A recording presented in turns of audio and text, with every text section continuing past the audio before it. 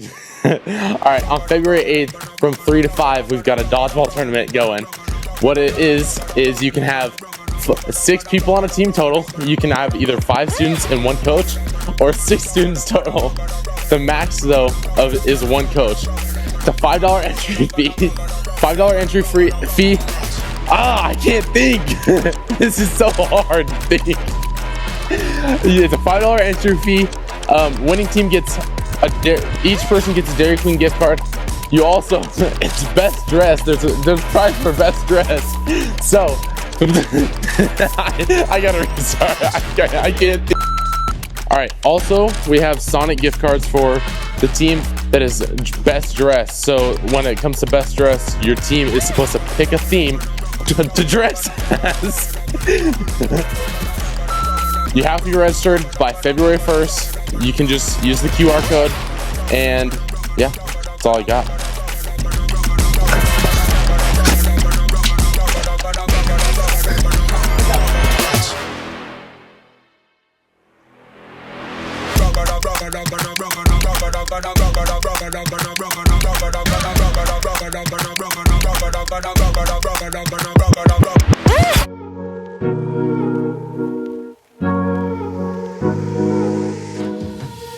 Element students, my name is Andrew. I'm excited to be with you this evening. To be honest, it has been a while since I have had the opportunity to communicate in front of middle school and high school students, so bear with me, knocking the dust off the boots. Actually, I don't wear boots, I always wear Nikes. And so that's just a little bit about me, but also I wanted to let you know, maybe you know it or not, I coach high school basketball and track at Grand Island Senior High. So I've spent a lot of times in gyms and on the track. And over the years, I've noticed something about how the game and also life works. I'm an old guy. But when it comes to basketball, during the game, the ball gets all of the attention, right? The crowd cheers every time the ball goes through the net. They groan every time someone turns it over. They yell, they heckle. But as a coach, I've learned the real game happens in the moments between the plays. For example, one night in a basketball game, we were down by 10 with 5 minutes left. Everyone was focused on the ball, on who had it, on the shots being made or missed. But I noticed something else. One of our players who was sitting on the bench kept looking at his teammate on the court, shaking his head. That player on the court was missing his defensive assignment. So, if we didn't adjust, the game was going to slip away. So I called a timeout, a 60-second timeout. I talked to the team about noticing what's happening that isn't obvious. We made the adjustment, we got stops, and we came back to win. The lesson, right? There's a lesson in that. Not everyone is wired to notice the obvious. Some of us are wired to see things others miss, because if we don't, the team can fall apart. You see, the principle just doesn't apply to basketball. It applies to hearing God's voice. Some people hear him through scripture, some through prayer, some through circumstances, some through situations. God sometimes calls you to notice things others don't, to respond where no one else is responding. Have you ever looked around and thought, think about this for a second. Have you ever looked around and thought, am I the only one seeing this? Am I the only one that just saw that? You notice something that others ignore, a situation that feels off, a person who's hurting, a decision that feels wrong. And you start asking yourself, am I crazy? Why doesn't this bother anyone else? Why am I the only one in my friend group choosing differently? Have you ever been there? The truth is, we often ignore what others ignore. It's easier to blend in than to stand out. It's easier to stay quiet than to listen closely. You see, God may be speaking to you about something He's not speaking to others about yet. God speaks to the heart individually, and God speaks to the heart personally.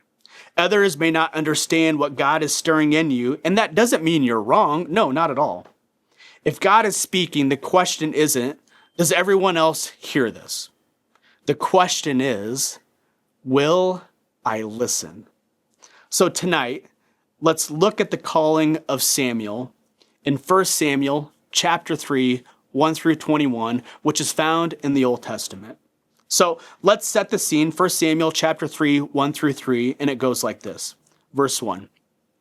The boy Samuel ministered before the Lord under Eli. In those days, the word of the Lord was rare. There were not many visions. Verse 2. At that time, Eli, whose eyesight had begun to grow weak so that he could not see, was lying down in his room. The lamp of God had not yet gone out, and Samuel was lying down in the house of the Lord, where the ark of God was.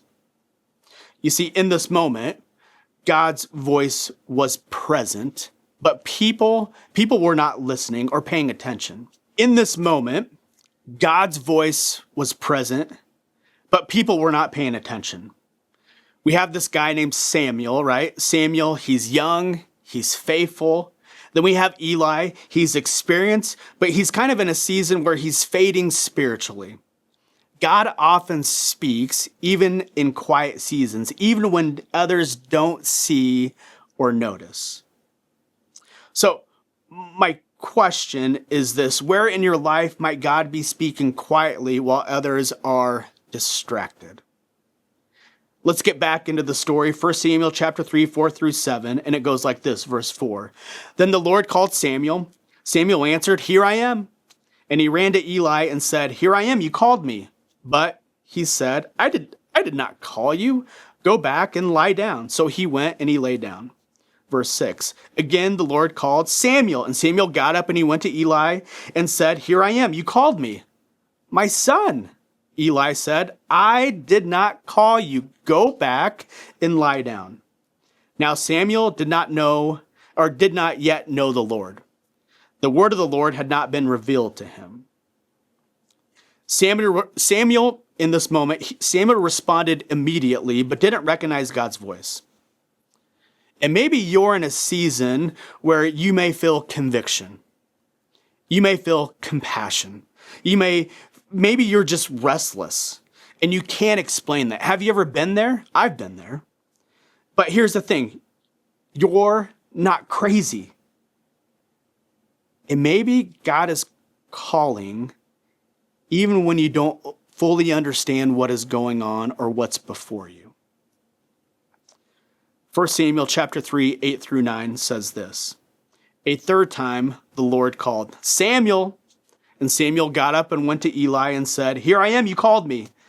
Then Eli realized that the Lord was calling the boy.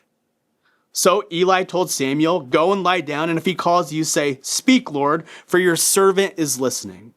So Samuel went and he lay down in his place. You see, we talked about this guy named Eli. Eli was experienced but spiritually blind. Yet he guided Samuel like a mentor. He guided Samuel to listen correctly. You see, there's moments where leadership often involves helping others hear God, even when you don't fully understand everything yourself. And we talked about a wise mentor. A wise mentor teaches others how to respond to God's voice. So 2 questions for you, right? Who in your life helps you hear God's voice? And who can help you? Let's dive back in 1 Samuel chapter 3, 10 through 14, and it reads this. Verse 10. The Lord came and stood there, calling as at the other time, "Samuel, Samuel." Then Samuel said, "Speak, for your servant is listening." And the Lord said to Samuel, "See, I'm about to do something in Israel that will make the ears of everyone who hears about it tingle. Therefore, I swore to the house of Eli, the guilt of Eli's family will never be atoned for by sacrifice or offering." You see, in that moment, God's message carried weight. And I would imagine it was a lot of weight. And sometimes hearing God's voice isn't always comfortable. You see, in those moments, we are called to be obedient. And obedience may carry responsibility. But as a follower of Jesus, it is always necessary. In basketball, sometimes you adjust. The adjustment you need to make is hard, like switching defenses in mid-game or in real time. But it's necessary for the team to win. That's the goal. And listening to God, there's moments where obedience, it often works the same way, where we have to be obedient in real time, but it's necessary. And in 1 Samuel chapter 3, we continue in the story 15 through 18, and it goes like this. Samuel lay down until morning, and then opened the doors of the house of the Lord, and he was afraid to tell Eli the vision. Verse 16. But Eli called Samuel and said, Samuel, my son. Samuel answered, Here I am. Then Eli said, verse 17, What was it he said to you? Do not hide it from me. May God deal with you, but ever so severely, if you hide from me anything he told you. So, this is how Samuel responds. Verse 18. So Samuel told him everything and hid nothing from him. Then Eli said, He is the Lord. Let him do what is good in his eyes. What a great mentor in that moment, right? You see, Samuel had the courage to obey. And obedience, not only for Samuel, but also for us, right? Obedience often requires courage, especially when the message is hard. Because if we hide or delay in those moments, it really prevents our growth as a follower of Jesus. And so let's finish our story in 1 Samuel chapter 3, 19 through 21, and it ends like this. Verse 19. So Samuel grew and the Lord was with him, and he let none of his words fall to the ground. And all of Israel from Dan to Beersheba recognized that Samuel was attested as a prophet of the Lord. The Lord continued to appear at Shiloh, and there he revealed himself to Samuel through his word. 1 Samuel chapter 3, 1 through 21. You see, God honors those who listen and respond. And as we heard and listened and read, Samuel's obedience established him as a prophet. And so let's go back to the game of basketball. In a loud gym, the coach's voice can be drowned out. The players who change the game are the ones who hear the voice or hear their coach over the noise. Tonight, maybe God is calling you tonight. And in that call, God's not shouting. He's just calling. Like Samuel, God calls us to notice what others don't notice. Let me say that again. God calls us to notice what others don't notice. The mission he is unfolding here in the world. Or let me put it like this. The mission he's unfolding at your high schools. The mission he's unfolding in your spaces. The missions he's unfolding within your friend circle. The mission of Jesus isn't always obvious. And sometimes the crowd doesn't see it. God places burdens and visions on our hearts where we can step in, speak up, and act where others remain silent. You see, the mission of Jesus was quite simple. Jesus came to seek and to save the lost. And the cool thing about that, he calls us to participate in that mission. Maybe God is calling you to love someone no one else is noticing. Maybe he's calling you to use a gift in a place that seems small or insignificant. Maybe he's asking you to step into courage and obedience even when it's uncomfortable.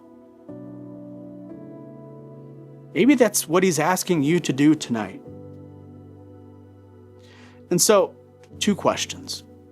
What is God placing on your heart right now? And what mission is he calling you to see and to step into? 2 big questions. But we can respond like Samuel. where Samuel simply says, "Speak, Lord, for your servant is listening." Speak, Lord, for your servant is listening. So, Element students, let's take a quick pause. Close your eyes and listen. God, quiet the noise. Help us hear you.